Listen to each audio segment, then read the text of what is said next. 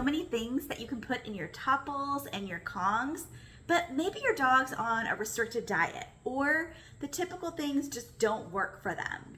Over the years, I've used things like peanut butter, canned food, cream cheese, you name it, I've probably tried it. But one of the things I hadn't tried is converting kibble into something I could stuff into our Topples and our Kongs. And one of the reasons I thought of this is because I saw a video on social media talking about this and thought, I need to give that a try because my dogs don't always do well with a Toppl or a Kong filled with the wet food. It's a little too rich for them. And I wanted to say, what can we do with our everyday meal like kibble? And maybe your dog is on a special diet where they can't have rich foods and you are feeding a prescription kibble perhaps that we can use in our Topples and freeze them if we so choose, or just make them mushy so the dog has to work to get the goodies out.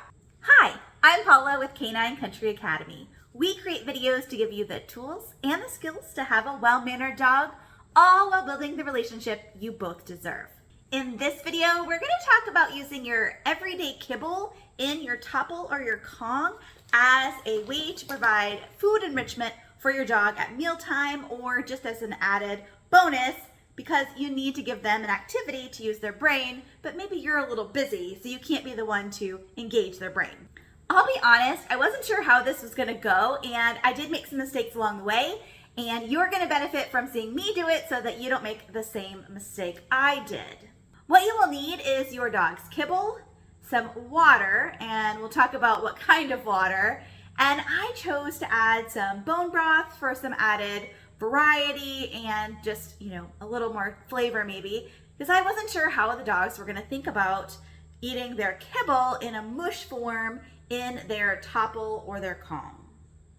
All right, let's talk about the recipe. What you're gonna do is take kibble and you're gonna put it in a bowl that is heat safe. I originally put in just plain old tap water, and as I understand it, that's gonna take a lot longer for the kibble to turn into mush. Mine took about 4 to 5 hours, which is a long time. So make sure you do this when you have some time to experiment what works for you. And you're going to put the kibble in there. I also put in some bone broth, and I'll link down below to everything I've used as well as my recipe, if you will, so that you can get the exact same things too. So you're gonna put that all in a bowl, put your water in there, boil it. It's supposedly gonna be faster for you if you boil the water and then put it into your bowl of kibble. And what other flavorings you want. I also added some, leftover treat crumbs sometimes, like that worked too. Just anything that's okay for your dog to have.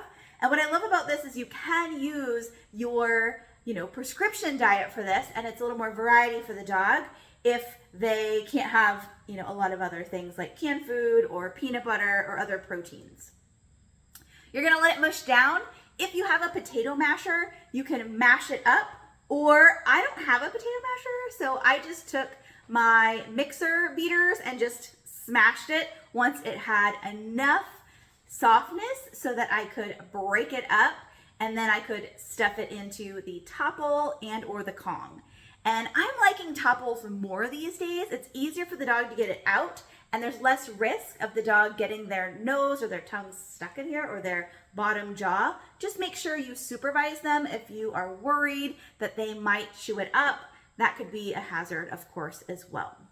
Now, if you are not sure if your dog's gonna like it frozen, then just use the mush in the form it is when you mush it in there and hand it to them right away. You definitely need to keep this refrigerated or frozen once you hydrate it and add some other goodies into it. I definitely wouldn't just leave it out. It probably would get gross. And then you are going to hand it to your dog. I chose to freeze it because here in Georgia, it's summertime at the recording of this video. It's really hot, and so looking for an opportunity to give my dog something fun to do inside that also will keep them cool was a bonus for me. And when you freeze it, you can freeze it for 2 to 4 hours or several days, and it's gonna be good to go. I wouldn't go any longer than a few months when it comes to having frozen Toppls or Kongs. It gets kind of gross after a while and really dry, and you don't want your dog to have that as something fun to try to work out.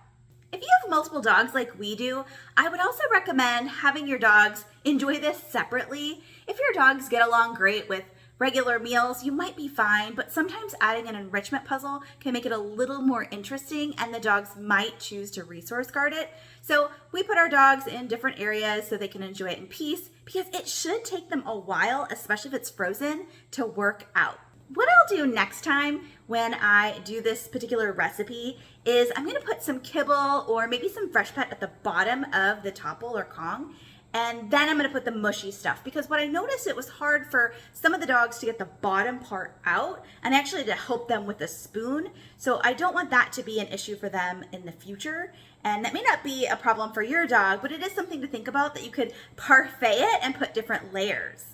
If you need to add some supplements or you want to add something extra on the top after you've made it, maybe like some plain Greek yogurt, maybe you need to add some supplements into it, then you can add something at the top, just leave space and mix it up and then put it on top and freeze it if that's safe to do so for that particular supplement and then give it to your dog. This just adds more variety of things you can do. So often we think of just peanut butter and that's pretty plain and some dogs don't even care for peanut butter. I know that's shocking. I personally love peanut butter, but some dogs don't like it. And this gives you more variety of things you can use to put inside their Toppl or their Kong. I don't know about you, but I am not a fan of doing dishes by hand, and I'm so thankful that Kongs and Toppls can be put into the dishwasher. And hopefully you have a dishwasher. You really don't need it if your dog enjoys all of it. It should be easy to clean.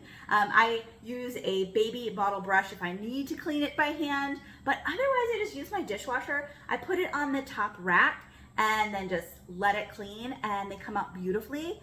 But it's super easy, and that's another thing that's really important to me when it comes to using enrichment puzzles is that they're also easy to keep clean and I don't have to do a lot of work.